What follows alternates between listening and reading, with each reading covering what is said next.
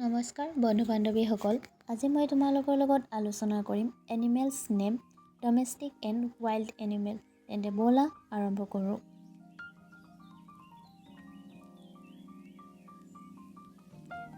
Cow cow মানে গৰু। Gut gut মানে ছাগলী। কেট কেট মানে হৈছে মেকুৰী। ডগ মানে কুকুৰ। হৰ্চ মানে ঘোঁৰা।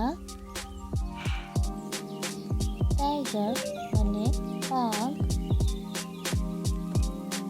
লায়ন মানে সিংহ।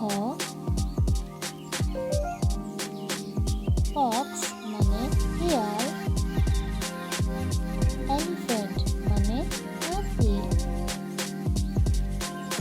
ডিৰ মানে হৰিণ।